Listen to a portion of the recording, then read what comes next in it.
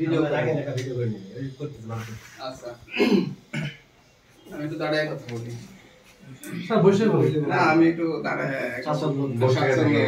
বসে থাকা থেকে অনেকক্ষণ। আজকে আমরা শুকর আলহামদুলিল্লাহ আল্লাহ রাব্বুল আলামিন আমাদের আপনাদের সাপার শাখায় উপস্থিত করেছে। আমরা রাজশাহী জোনের এবং নওগাঁ জোনের সম্মানিত 7 জন ব্যবস্থাপক এখানে উপস্থিত হতে পেরেছি আলহামদুলিল্লাহ।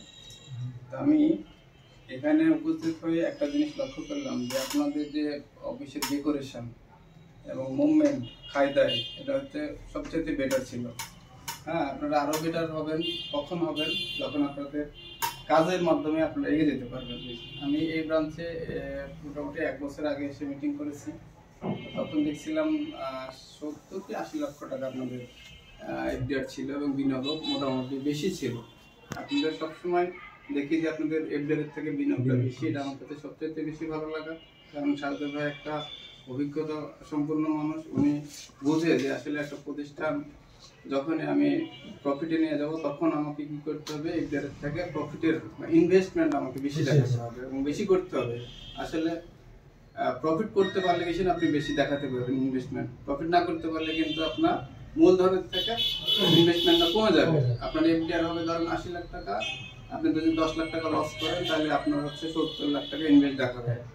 তো এইগুলো যেহেতু শাহজাদ ভাই অভিজ্ঞতা সম্পন্ন মানুষ, 5 বছর মোটামুটি রানিং তার, উনি জানে আসলে আমাদের ব্যাংকটা কিভাবে প্রফিটে নিয়ে যাওয়া যায়। তার সততা, দক্ষতা এবং অভিজ্ঞতায় সে এই ব্রাঞ্চটাকে ডেভেলপ করেছে এবং আপনাদের যে এফডিআই থেকে তার ইনভেস্টমেন্টটা তার বেশি। এই জন্য তাকে আমি অভিনন্দন জানাই, স্বাগত জানাই এবং সে যেন উত্তরোত্তর সমৃদ্ধি কামনা করি তার।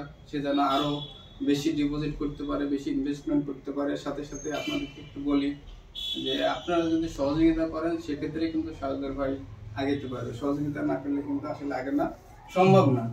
আপনাদের এখন হয়তো আপনাদের অ্যাসিস্ট্যান্ট অফিসার আছেন, জুনিয়র অফিসার আছেন, আপনাদের কাজের মাধ্যমে, দক্ষতার মাধ্যমে আপনাকে আপনার প্রমোশন ইনক্রিমেন্ট নিতে হবে। সেটা কিন্তু আপনি আপনাকে ডেভেলপ করতে পারবেন। শাহজাদ ভাই আপনাকে কিন্তু করাবে না। শাহজাদ ভাই কি করবে? আপনাকে দিক নির্দেশনা দেবে যে আপনি এইভাবে এইভাবে কাজগুলো করেন।